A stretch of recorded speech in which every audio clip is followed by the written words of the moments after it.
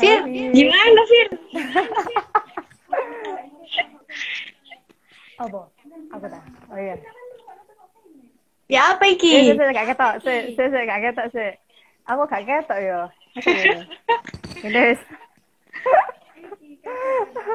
Kejauhan iki ya wes ngene wes. Ayo. Mulai tak? Duduk. Yo sik tak bukae sik lho, tak bukae. Ya durung enek. Ya udah. Oh iya, kok popo. Pembukaan tok. Oke deh. Assalamualaikum warahmatullahi wabarakatuh. Waalaikumsalam. Selamat datang untuk yang udah hadir di acara diskusi online bersama Kak Vida. Terima kasih ya Fit udah mau hadir di acara diskusi online aku.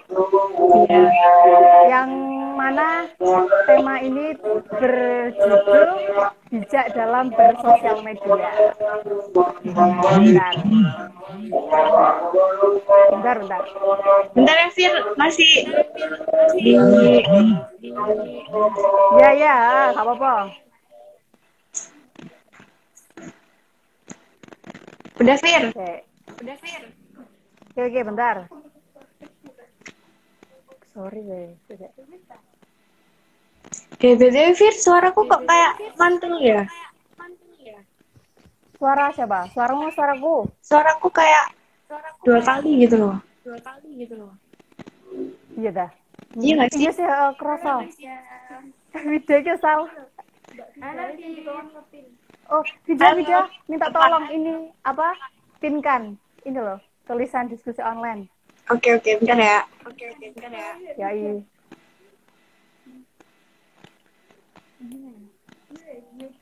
Gimana sih caranya? Pencet. Oh, iya. Oke.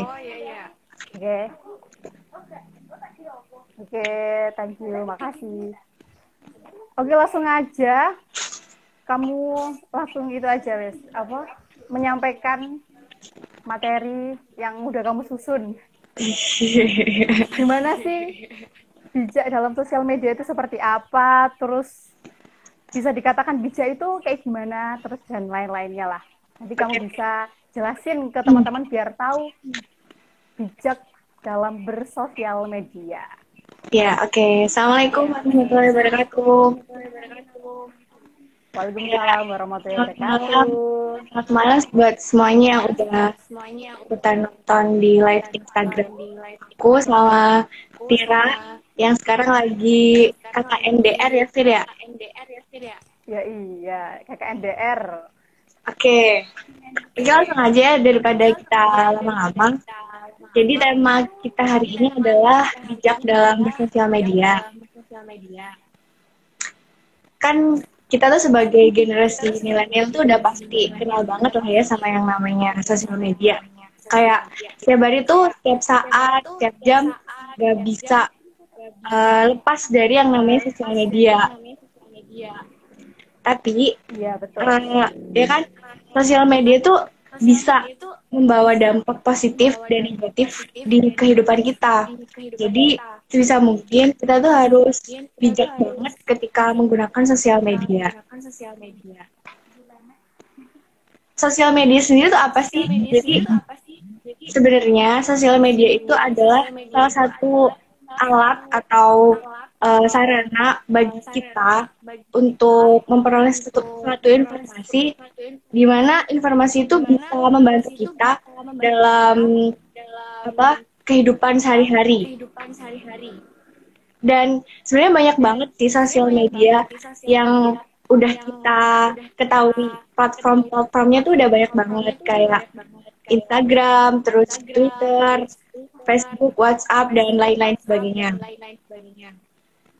Nah, ketika kita menggunakan sosial media itu, hal-hal yang harus kita pertimbangkan itu yaitu kita nggak boleh menyebarkan informasi kita secara yang privasi itu secara publik, seperti alamat kita, terus habis itu tempat tanggal lahir kita, dan pokoknya yang intinya itu bersifat privasi itu kita nggak boleh ngasih secara publik gitu, karena kita kan nggak tahu karakter orang di sana tuh kayak apa. Bisa jadi identitas kita tuh bisa disalahgunakan oleh mereka. Terus abis itu ketika kita menggunakan media sosial, kita juga harus tahu penggunanya tuh seperti apa. Misal pengguna Instagram sama pengguna Twitter itu pasti beda kan ya sifatnya. Ketika orang-orang menggunakan Instagram itu biasanya digunakan untuk kayak hal-hal yang apa ya, kayak ini loh, bergaya gitu lah, Fir, ya kan? Dan kan kalau orang-orang pansos juga. ya benar pansos gitu lah. Dan kalau orang-orang di Twitter itu kan biasanya kayak keluh kesah persahabatan gitu nggak sih? Iya.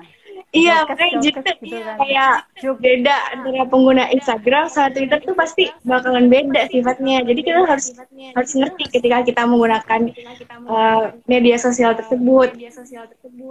Terus apa namanya? Ketika menggunakan media sosial, kita juga harus tahu bahwa informasi yang tersebar di media sosial itu nggak semuanya itu benar. Jadi ada tuh yang kayak berita hoax kayak gitu.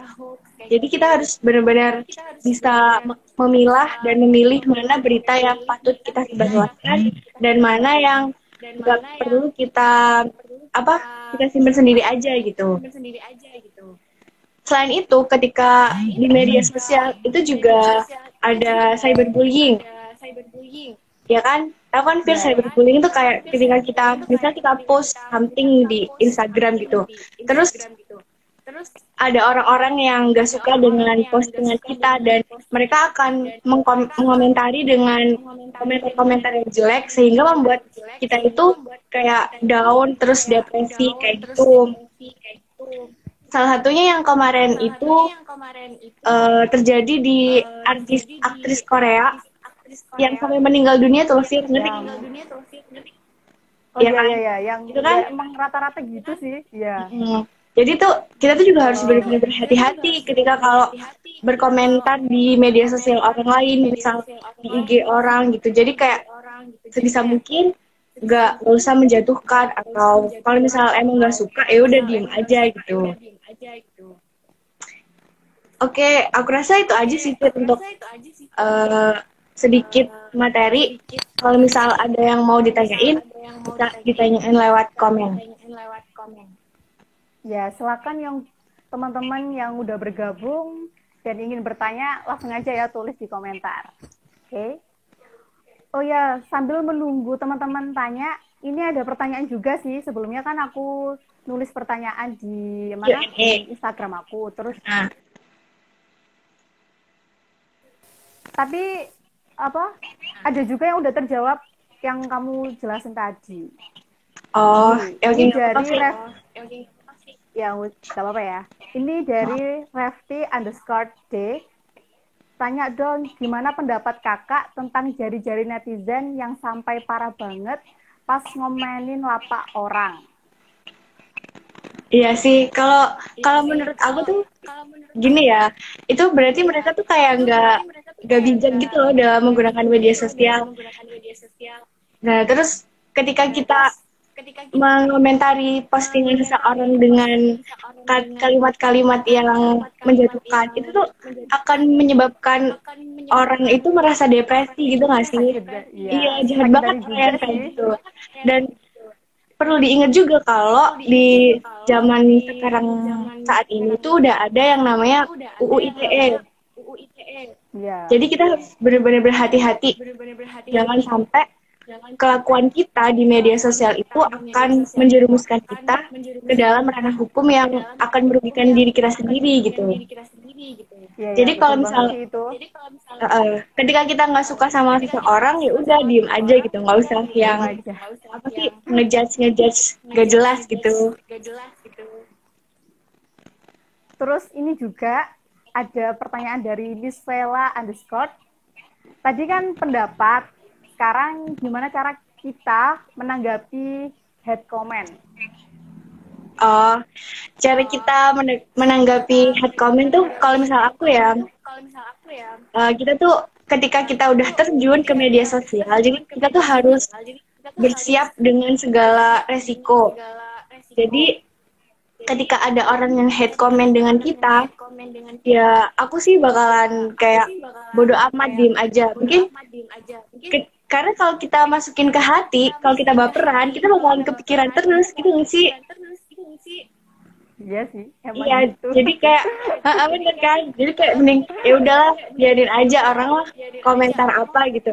Yang penting menurut kita yang kita lakukan itu udah benar gitu. Iya sih, tapi di samping itu juga kan sifat orang beda-beda kan ya. Ada yang nggak mikir sama head comment, tapi ada juga yang mungkin karakternya semua permasalahan itu dimasukkan hati. Gitu kan ada juga yang gitu. Itu yang merugikan diri sendiri jadinya. Iya sih, Ini juga ada dari Konita TH. Cara mencegah penyebaran hoax di sosial media. Gimana itu? Kalau dari aku ya, cara mencegah penyebaran, iya, cara mencegah penyebaran informasi hoax itu semuanya itu dimulai dari diri kita sendiri. Ketika kita bisa memilah informasi dengan benar, kita bakalan tahu ini informasi itu benar apa salah gitu. Ketika biasanya kan ada tuh yang kayak di WA keluarga gitu kan, WA grup gitu kan. Iya. Biasanya orang-orang pada nge-share gitu kan. Nah itu pada nggak ngerti itu benar apa salah gitu kan, kayak langsung share aja gitu. Biasanya kan yang nge-share tuh kayak yang udah bapak-bapak, ibu-ibu gitu kan, atau om-om, tante-tante tuh ya. Nah, jadi kita sebagai anak muda anak milenial yang ngerti gimana caranya melihat atau memeriksa informasi yang benar itu ya dari kita. Ketika itu salah, ya udah stop di kita, jangan disebarin kemana-mana itu. Oh gitu. Ya itu tadi pertanyaan dari Mbak Konita. Ya semoga bisa terjawab. Ini juga ada apa ini? Dari Red Benzone. Standar bijak bersosial media menurut Mbak Vida seperti apa kira-kira? Standar bijak ya? Apa ya? Iya. Kalau aku sih, standar aku ketika aku menggunakan media sosial itu, ya ini, kita harus benar-benar mengerti platform yang kita gunakan. Terus ngerti penggunanya tuh kayak apa ciri-cirinya. Terus sadar kalau ada sisi hukum yang memayungi media sosial itu. Terus hati-hati ketika kita lagi emosi, jangan sampai kita bikin postingan-postingan yang kayak merugikan diri kita sendiri. Mending kalau kita lagi emosi, ya udah diem aja, nggak usah main sosial media gitu. Terus pokoknya menggunakan akal sehat gitu aja lah. Ya. Oke, itu tadi ya untuk Red Benzone. Ini juga ada pertanyaan dari Fatihah Rahmah. Bagaimana tanggal apa? Di komen. Oh ya, di komen ini. Bagaimana tanggapan Anda? Dulu kan pernah ada hashtag viral seperti Justice for Audrey. Ya, Audrey banyak yang simpati, tapi setelah terbongkar ternyata hoax. Gimana itu? Tertipu ya, Fit ya? Prank gitu. Ya, aku juga tertipu ya, aku di prank ya. Awalnya kayak kasihan gitu gak sih? Iya. Selama ceritanya juga kan sendiri. Ya kalau aku sendiri. Ya kalau aku nanggapin hashtag yang pernah viral itu yang Justice for Audrey itu ya buat pelajaran aja sih, biar selanjutnya itu kayak nggak terlalu percaya apabila ada yang kayak gitu. Iya gitu sih, Fir. Kalau menurut aku sih kayak buat pelajaran aja gitu. Kan mungkin waktu itu tuh orang-orang tuh kayak masih kebawa sama emosi gitu kan. Kasihan gitu. Padahal belum tahu berita yang benar tuh kayak apa, bahkan sampai kayak YouTuber atau Halilintar aja itu kan udah yang Iya. biasanya ngeprank malah kena prank ya kan. Iya, bener sih. Oh, menurut aku sih gini ya, jangan melihat dari Sudut pandang. satu sisi aja ya, dari satu sudut pandang aja gitu. Jadi ya kalau bisa ya itu tanya dari sudut pandang yang yang dikira pelakunya itu juga Iya, gitu. iya benar. Ya itu sih. Ya tadi udah terjawab ya, Fatihah Rahma. Ini ada juga pertanyaan dari Kak David. Ini, gimana caranya memahami teks dalam bermedia? Karena kalau ditulisan kan antara pengirim dan penerima sering salah paham. Karena mungkin keterbatasan dan lain-lain lah. Nah, itu gimana? Caranya untuk memahami teks agar nggak salah paham. Oh, iya ya, kadang tuh Ya, ketika kita ngomong langsung sama nulis itu pasti bakalan beda nggak ya, sih? Iya. ya beda banget. Kadang tuh misal Kadang maksudnya itu, kita kayak gini, ya, tapi yang diterima sama penerima pesannya tuh orang. beda gitu nggak sih? Heeh. Iya, kadang juga ngiranya malah marah-marah, padahal Iya, niatnya padahal nggak gitu kan? bener. Kalau aku sih kayak harus hati-hati ya antara pemilihan bahasa, pemilihan kata, diksinya ketika kita eh, Ya, ketika kita lagi chat sama seseorang, terus sebisa mungkin gunakan tanda baca. Kalau misal tanda tanya, kalau misal lagi bertanya ya kasih tanda tanya gitu. tanya. Iya biar nggak salah paham. Iya, Kayak iya. misal ya apa? Contohnya tuh eh, kamu makan gitu. Tapi sebenarnya kita mau nanya, tapi nggak ada tanda tanyanya. Jadi kan kayak orang tuh bingung kan? Iya, kiranya disuruh makan, Iya, padahal niatnya iya, makan kamu apa enggak. bener. Makanya itu sangat penting sih apa namanya penggunaan tanda baca dan juga Tanda pemilihan baca. diksi itu. Menurut aku kayak gitu sih, Fir. Itu tadi. Semoga terjawab ya. Iya, itu David ya. Hmm. Terus ini juga ada pertanyaan dari Asna Luluin Nisa. Bagaimana ciri-ciri konten sosial media yang sudah dikatakan berhasil? Terima kasih, Kak. Gitu. Oh, menurut aku ya, ciri-ciri konten sosial media yang sudah dikatakan berhasil itu ketika banyak mendapatkan respon positif dari eh, yang ngelihat atau yang menanggapinya. Gitu. Jadi kayak misal kita bikin video vlog di YouTube gitu misal, terus kan ada banyak komentar-komentar gitu. Nah, ketika komentarnya itu positif dan orang-orang itu kayak eh, membagikan video itu secara senang dengan secara apa ya, kayak mikir video ini bagus kayaknya orang-orang itu harus tahu tentang video ini. Nah, itu menurut aku sih udah konten yang berhasil gitu. Beda kalau ketika kita bikin video yang apa namanya banyak apa sih tanggapan-tanggapan negatif. Kayak misal video kan ada tuh video yang negatif sama yang video positif.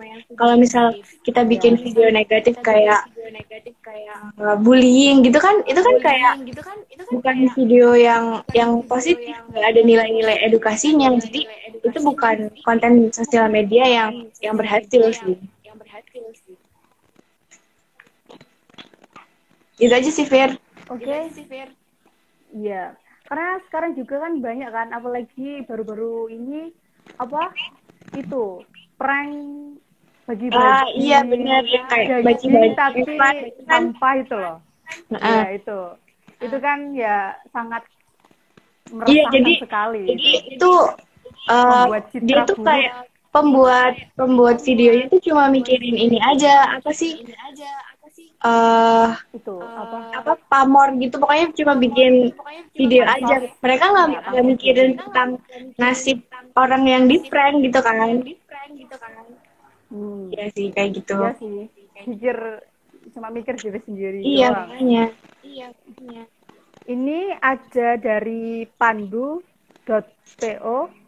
Bagaimana cara kita buat milah dan milih antara opini yang emang tujuannya untuk membangun dan yang tidak? Terima kasih. Cara buat milah dan milih antara opini Ya, yang tujuannya opini yang untuk membangun dan membangun dan yang tidak.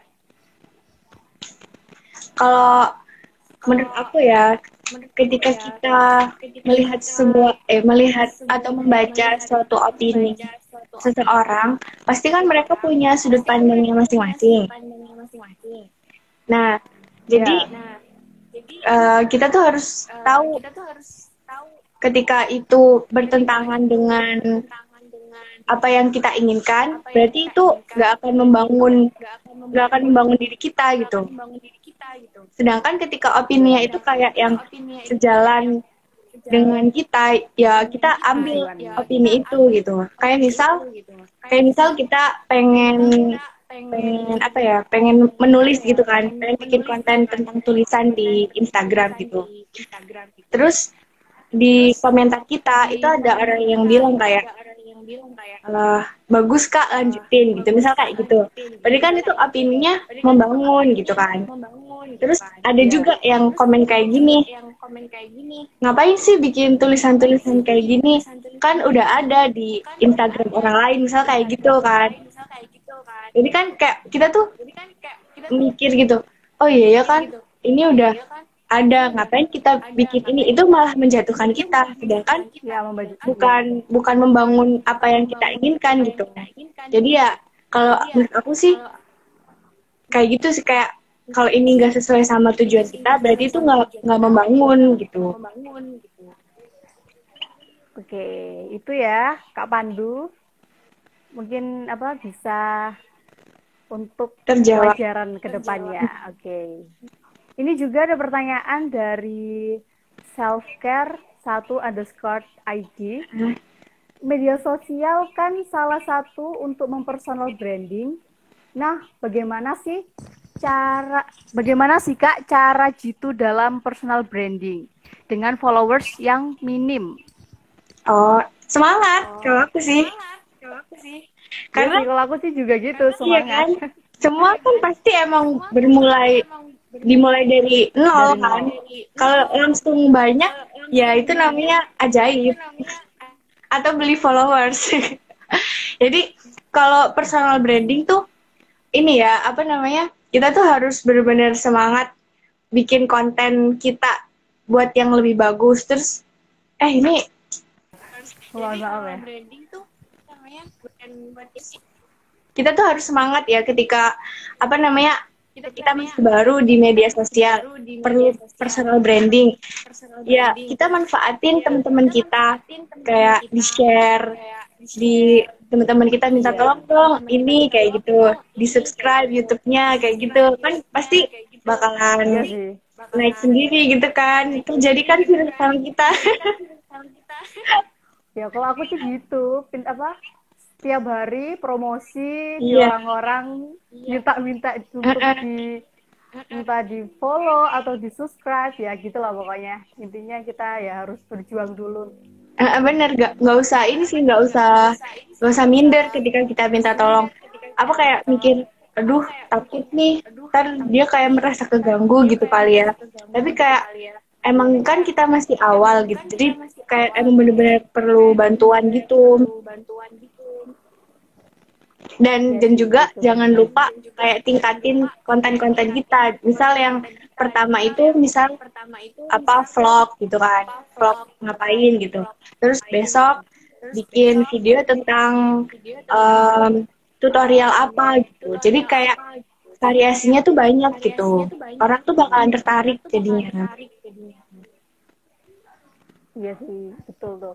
Tapi aku mau tanya sih Kak, kalau misal media sosialnya itu, ini kan personal brandingnya diri sendiri gitu loh. Tapi kalau misal suatu produk, suatu barang atau jasa gitu, itu gimana kira-kira? Oh, kalau suatu produk ya, berarti pasti Iya. kan ada tuh yang menggunakan suatu barang atau jasa tersebut. Nah, pasti kan ada yang Iya. namanya sebuah testimoni. Nah, testimoni itu yang kita gunakan untuk meningkatkan nilai dari suatu barang atau jasa tersebut gitu. Jadi banyak-banyakin promosi ke orang supaya semakin banyak testimoni, semakin kualitas barang dan jasa kita itu semakin banyak dikenal orang juga gitu. Oke. Iya sih betul emang. Terus ini ada juga pertanyaan dari Iyas Fahmi. Kita tahu informasi ini berguna buat orang lain, tapi kita belum cukup berkompeten untuk membahas hal itu. Kira-kira gimana? Terima kasih. Gitu. Oh iya. Jadi ketika kita tahu tentang suatu informasi ya misal, dan Iya. informasi itu sangat bermanfaat bagi banyak orang, tapi kita tuh belum punya cukup ilmu gitu buat tentang informasi Iya. tersebut. Nah, itu kayak gimana kan? Jadi gini, kan pasti di suatu bidang itu orang kan punya keahlian masing-masing gitu kan. Ketika kita belum punya keahlian di bidang tersebut, pasti ada orang yang lebih berkompeten dibanding kita, ya kan? Nah, salah satu caranya supaya kita bisa membagikan informasi tersebut, pertama kita harus cari tahu ke orang yang benar-benar ahli di bidang itu. Ketika kita udah mengambil banyak informasi dari mereka, kan berarti ilmu kita kan nambah tuh tentang informasi itu. Nah, jadi itu bisa kita gunakan untuk membagikan informasi ke orang-orang lain kayak gitu. Jadi jangan pernah buat pesimis, jangan pernah buat putus asa atau apa ya, atau sedih ketika kita tahu informasi itu berguna, tapi kita nggak punya cukup ilmu. Jadi kita harus belajar terus gitu. Oke, belajar terus pokoknya intinya ya. Iya benar. Jangan sungkan buat nanya kalau nggak ngerti. Oke, ini gimana nih? Gimana nih? Udah cukup? Apa masih ada pertanyaan? Silakan ya untuk teman-teman yang ingin bertanya, masih ada waktu. Iya, boleh silahkan. Gimana Kak Fit kabarnya? Gimana kabarnya nih? Iya, alhamdulillah Lama baik. nggak ketemu. Iya, Lama kamu di mana, Fir? Aku ya di Jombang aja, masih di Jombang nih. Ini KKN kamu udah berapa lama, Fir? Udah itu sih dari akhir Juli itu, akhir Juli. Oh, berarti Iya. habis ini wisuda ya, Fir? Amin. Iya, amin. Oke, gimana nih teman-teman yang baru bergabung ya, selamat datang. Kalau pengen bertanya, monggo silakan. Oh iya, Fir, sekalian juga, Fir, bisa dipromosiin YouTube-nya kamu juga. Oh, nggak usah. YouTubeku nggak ada isinya, masih udah terakhir ngupload itu loh. Kapan? Lama. Juli mungkin kayaknya. Juni. Oh, yang kemarin kamu upload tuh pakai YouTube-nya dosen ya? Iya, pakai YouTube-nya dosen itu. Ya. Gitu sih. Kalau nggak ada pertanyaan, mungkin kita bisa tutup aja ya, Fit. Ya, boleh. Karena juga, karena habis ini juga mau itu kan, mau bisa. Oh ya, benar. Di sini belum bisa, Fir, masih lama. Belum. Habis ini kayaknya kalau di sini. Iya deh. Ya udah. Oke ya. Sebelumnya makasih ya, Fit, udah mau ku ajak untuk berdiskusi. Iya, sama-sama, Fir ya. Semoga pertanyaan dan semoga jawaban yang udah terjawab tadi bermanfaat untuk teman-teman semua ya. Amin.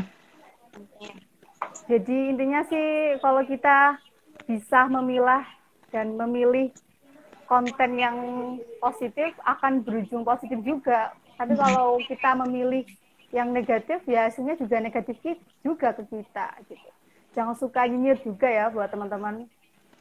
Netizen, Kalau netizen. soalnya sekarang ya kalau soalnya sekarang ya lagi trennya nyinyir. Iya, makanya di sosmed orang nyinyir.